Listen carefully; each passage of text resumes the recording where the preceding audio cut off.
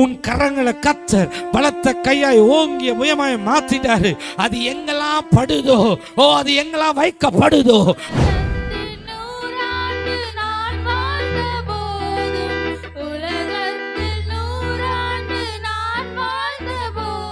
the hand of God is with him. The presence of God is there because यीशु शीघ्रமாய் வரப்போகிறார். यीशु मसीह शीघ्र आने वाले हैं. நம் இயேசுவினிடத்துல கடந்து போக और போகிறோம். हम यीशु मसीह के पास जाने वाले हैं. கர்த்தர் மேல ஊத்திட்டே இருப்பா. ஷாபா லகா தானா. எஸ்.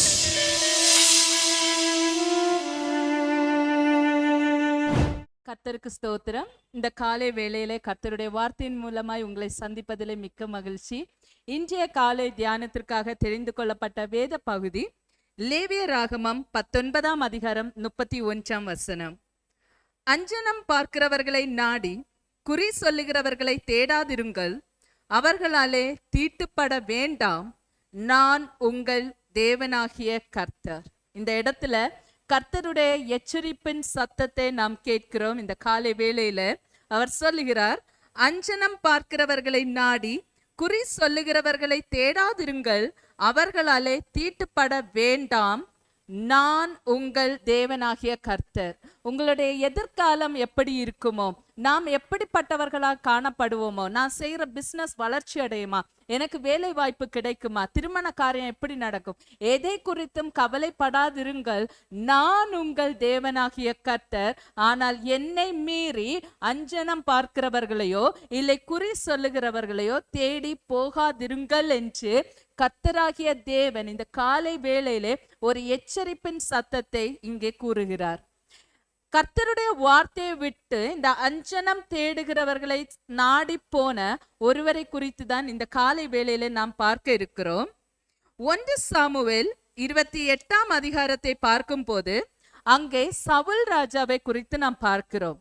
பெலிஸ்தர் இஸ்ரவேல் ஜனங்களுக்கு விரோதமாய் யுத்தம் செய்ய வருகின்ற போது இந்த சவுல் அதை பார்த்து பயப்படுகின்றான்.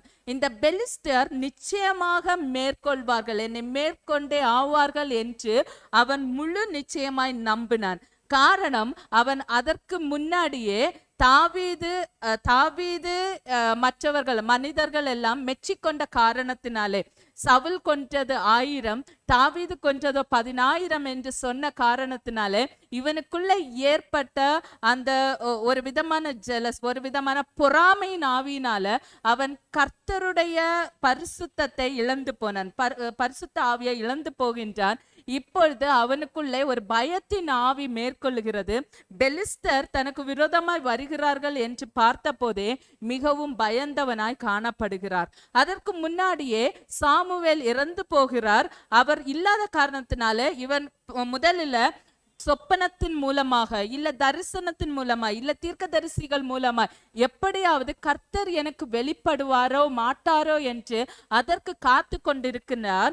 ஆனால் கர்த்தர் இவனுக்கு எந்த மறு உத்தரவும் கொடுக்காத காரணத்தினாலே இப்போது அவன் அதை ஏன் கர்த்தர் எனக்கு மறு உத்தரவு கொடுக்கவில்லை என்று அதை ஆராய்ந்து அதை சரிப்படுத்துவதை விட்டுவிட்டு இப்போது என்ன செய்கிறான் என்றால் அஞ்சனம் பார்க்கிற ஒரு ஸ்திரீயை தேடி அவன் போகிறான்.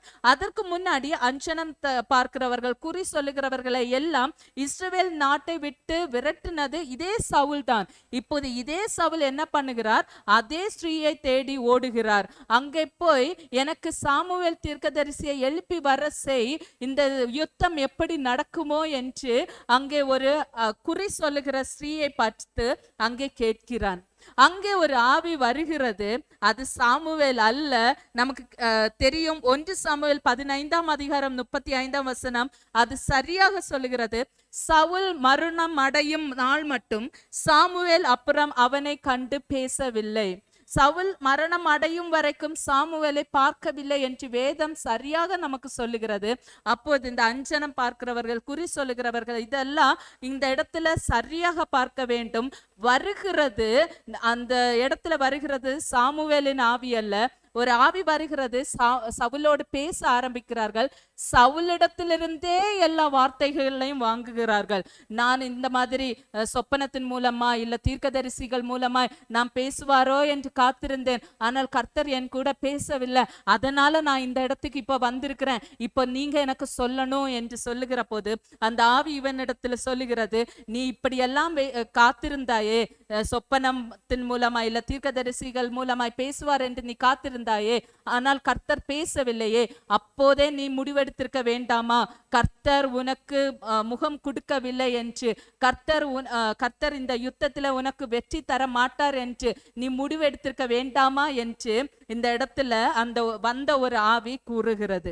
இதை கேட்ட உடனே சவுலும் அந்த இடத்திலிருந்து மனசோர்வடைகிறான். அவர்கள் வற்புறுத்தினதின் பேர்ல சாப்பிட்டு விட்டு அந்த இடத்துல இருந்து சென்று விடுகிறான். அவன் அவர்களை போய் பார்த்தது நிமித்தம் அவனுடைய மனம் லெகுப்பட்டதா? இல்லை, அவனுடைய பயத்தின் ஆவி இன்னும் அதிகமானது.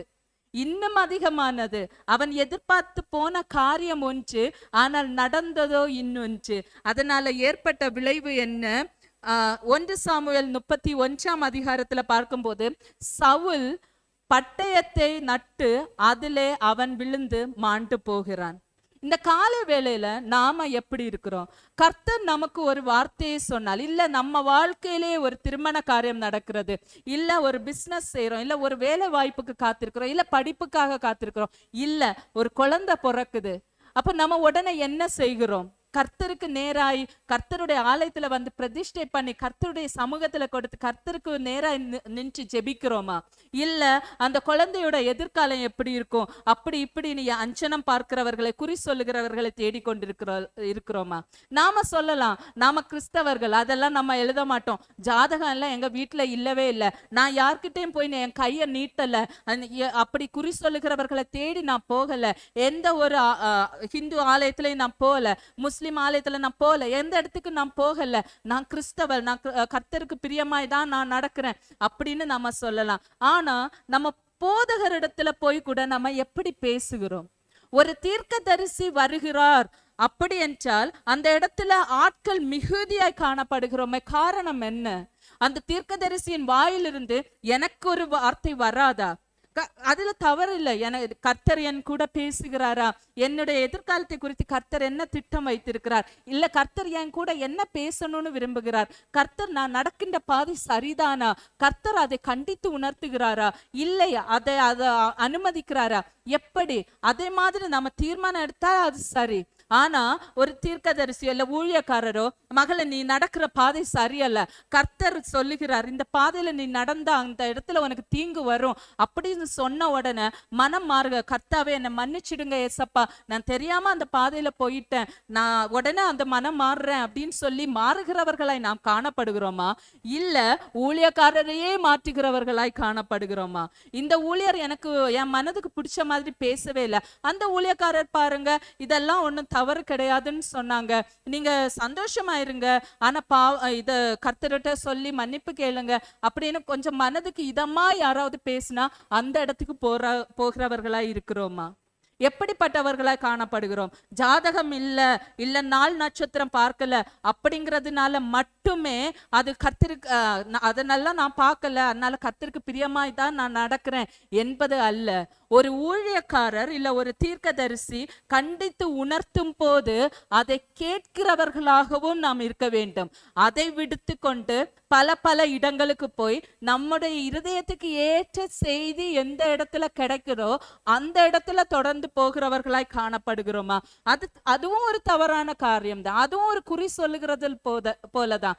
எனக்கு பிடிச்ச மாதிரி இது நடக்கல, அதனால அங்க போறேன், அதுவும் ஒரு குறி சொல்கிறது மாதிரி தானே. கிறிஸ்தவர்கள் என்பதால் ஜாதகம் அது மட்டும் அல்ல, இதுவும் ஒரு விஷயம்தான். அப்ப காலை வேளையில, இந்த காலை வேளையில கர்த்தர் கண்டித்து உணர்த்துகிறார். ஊழியக்காரர், நம்மளுடைய ஊழியக்காரர், உங்க ஊழியக்காரர் எந்த சபைக்கு போகிறவர்களாய் இருந்தாலும் கர்த்தருடைய அந்த ஊழியக்காரர் வாயிலிருந்து கர்த்தர் மூலமாய் வருகின்ற ஒவ்வொரு வார்த்தைகளையும் விசுவாசித்து ஏற்றுக்கொள்ளுகிறவர்களாய் காணப்பட வேண்டும். அதை விடுத்து நமக்கு நம்மளுடைய இருதயத்துக்கு ஏற்ற செய்தி கிடைக்கின்ற இடத்தை தேடி ஓடுகிறவர்களாய் காணப்பட்டால் நாமும் இந்த குறி சொல்லுகிறவர்களை தேடி போகிறது போலதான். ஆகவே இந்த கால வேளையில நாம் நம்மை உணர்ந்து நம்மை சோதித்தறிந்து நம்மை உணர்கிறவர்களாய் காணப்பட வேண்டும். அப்படியே ஜெபம் செய்வோம். கர்த்தாவே, இந்த வேலைக்காகவும் நன்றியோடு துதிக்கிறோம் ராஜா. இந்த வேலையிலும் தகப்பனே, நீர் எங்களுக்கு ஆண்டவர் இந்த எச்சரிப்பின் சத்தத்தை கொடுத்திருக்கிறீங்க தகப்பனே. நாங்கள் எங்களை ஆராய்ந்து அறியட்டும் ராஜா. ஆண்டவரை, எங்களுடைய ஊழியக்காரர்கள் மூலமாய் நீர் எங்களோடு விளம்புகின்ற செய்தியை, நீர் எங்களோடு பேசுகின்ற செய்தியை நாங்கள் எப்படி எடுத்துக்கொள்ளுகிறோம் தகப்பனே, அது எங்கள் வாழ்க்கைக்கு ஆண்டவரே நாங்கள் அதை உணர்ந்து கொண்டு அது எங்கள் பாதையை சீர் செய்கிறதா இருக்கின்ற பட்சத்துல ஆண்டவரே, அதை விட்டு பாவத்தை விட்டு விலகி ஆண்டவரை நாங்கள் சீரான பாதையில நடக்கின்ற பிள்ளைகளாய் காணப்படுகிறோமா, இல்லை அந்த பாதையிலே நடந்து கொண்டு வேறு இடத்தை தேடி ஓடுகிற பிள்ளைகளாய் காணப்படுகிறோமா? ஆண்டவரை, எங்களை சோதித்து அறிய வேண்டிய கிருபைய நீர் எங்களுக்கு தாருங்க ராஜா. ஆண்டவரை, நாங்கள் ஆண்டவர் வேதத்தை அதிகமாய் தியானித்து ஆண்டவரை வேதத்தின் படி ஆண்டவரை உண்மையும் நிச்சயமும் உள்ள ஆண்டவரை ஊழியத்தை ஆண்டவரை நாங்கள் தொடர்ந்து செய்ய வேண்டிய கிருபைய நீர் எங்களுக்கு தாருங்க ராஜா. இந்த நாள் செய்கின்ற காரியங்கள் எல்லாவற்றிலையும் உம்முடைய கரம் இருக்கட்டும், உம்முடைய சித்தம் இருக்கட்டும் தகப்பனே. துதிகான மகிமை எல்லாம் உமக்கே தருகிறோம். மீட்பர் இயேசு கிறிஸ்து நாமத்தில் ஜெபங்களின் ஜீவனுள்ள பரம தகப்பனே, ஆமென்.